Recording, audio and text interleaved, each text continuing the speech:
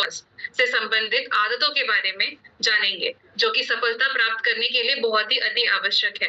तो साथियों, जिस वजह से हम तेजस मेन में जुड़े हैं सफलता प्राप्त करने के लिए, उसका एक बहुत ही बड़ा और बहुत ही एक अहम पहलू है आज का सेशन। इसे जो है आपको बहुत अच्छे तरीके से समझना है, तो प्लीज आप सभी ध्यानपूर्वक जो है आज के सत्र को देखिए और समझिए। तो मैं यहाँ पे आप सभी के लिए अपनी स्क्रीन जो है वो शेयर करने जा रही हूँ।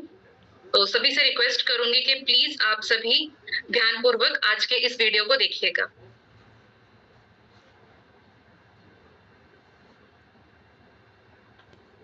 एक बार थम्स अप करके कंफर्म कर दीजिए, स्क्रीन दिख रही है?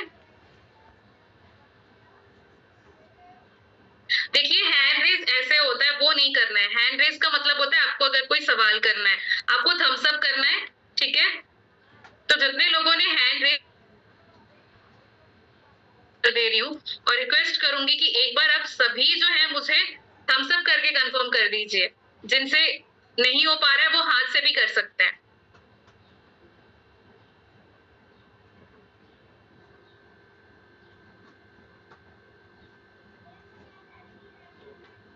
चलिए, बहुत बढ़िया, थैंक यू सो मच। तो इस वीडियो को मैं शुरू करने जा रही हूँ। सभी का ध्यान जो है इस पे होना चाहिए। जय आरसीएम। तेजस मेन के आज के सत्र में आपका स्वागत है। व्यक्तित्व विकास एक व्यक्ति के समग्र विकास और आत्म सुधार की प्रक्रिया है, जो व्यक्ति की सोच, व्यवहार, दृष्टिकोण और नजरिए को संवारता है।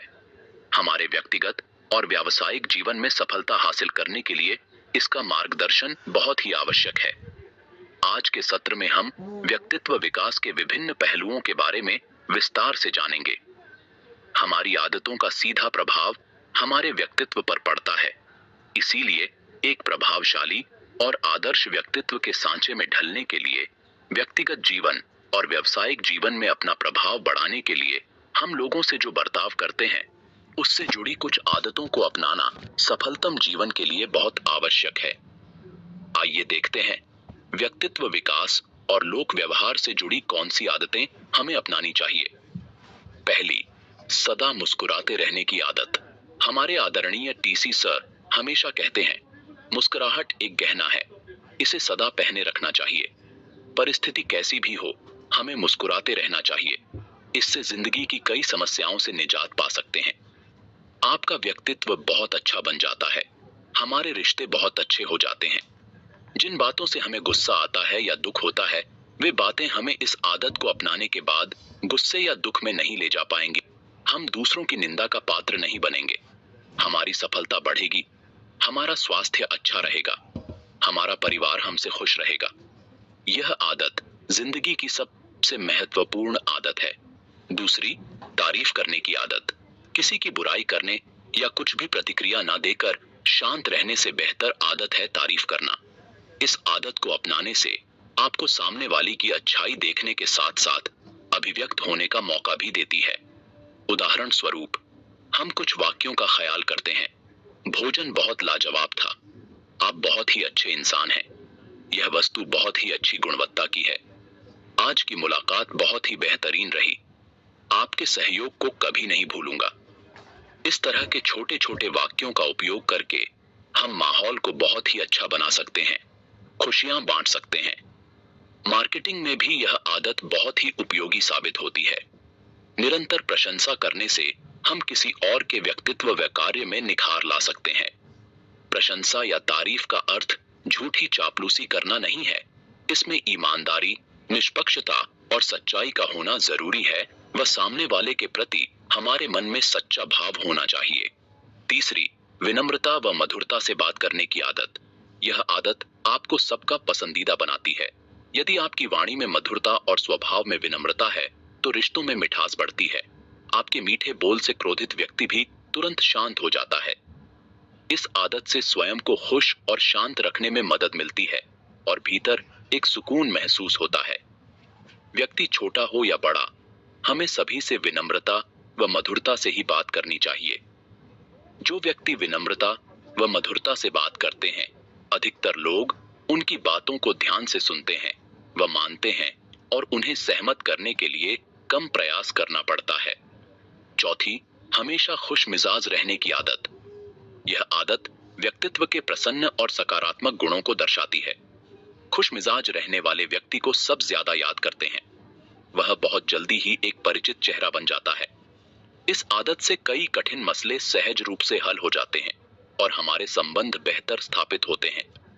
किसी से भी मिलते समय हंसी मजाक करना, चहकते हुए मिलना, जिंदा दिली व्यक्त करना, सबको यथा योग्य अभिवादन करना, दूसरों के चेहरों पर हंसी लाने का प्रयास करना, पूछने पर हर बात का सकारात्मक व उत्साहजनक उत्तर देना, इस तरह की आदत वाला इंसान सबको अच्छा लगता है।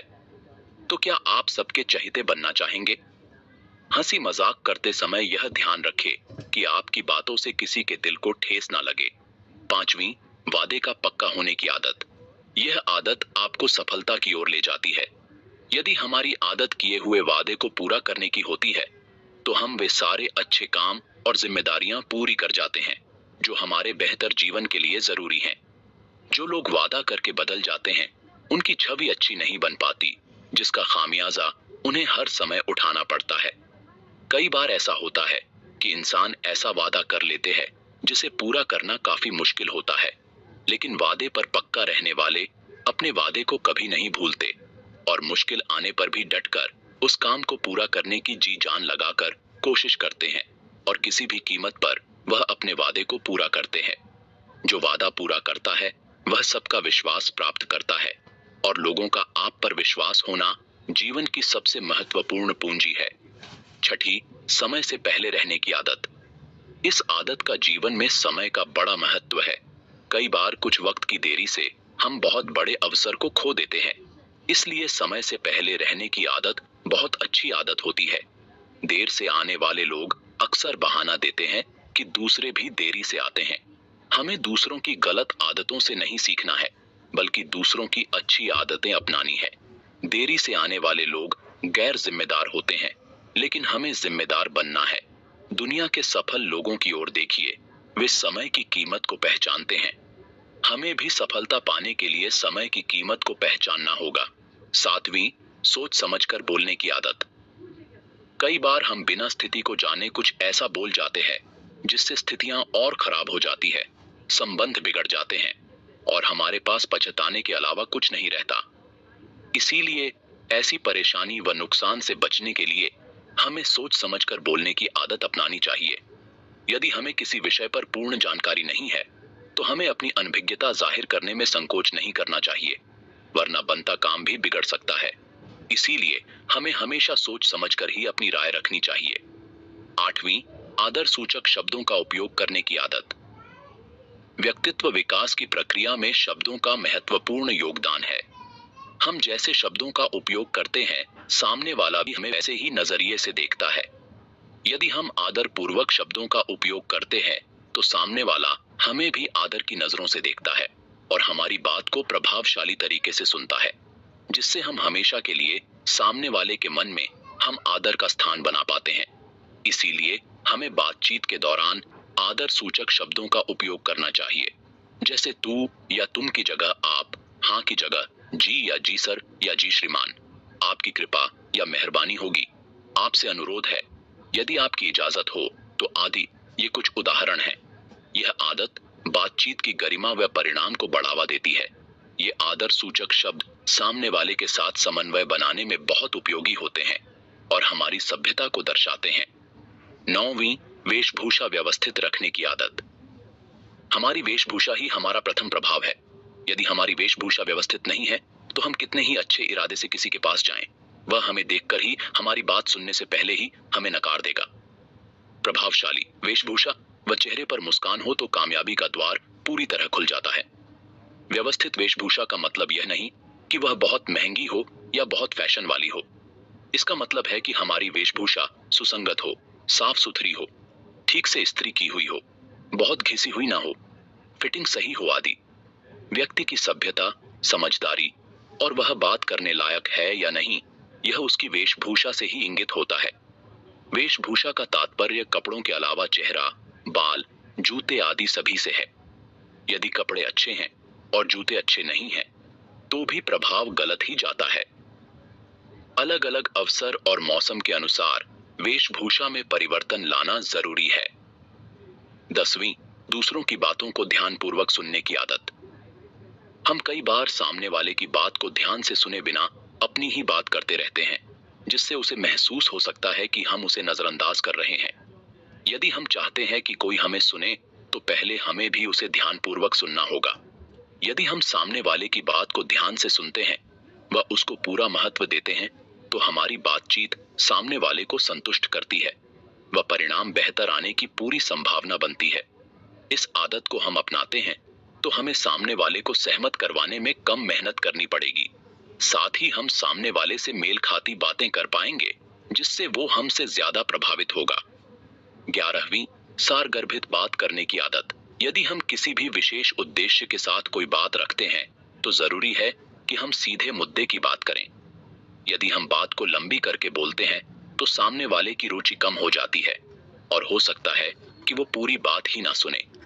इसीलिए जरूरी है कि हम कम शब्दों में, सरल भाषा में स्पष्ट और सारगर्भित बात कहें, जिससे हमारी बातों का प्रभाव बढ़ता है और सामने वाला भी उसे रुचि के साथ ध्यानपूर्वक सुनता है।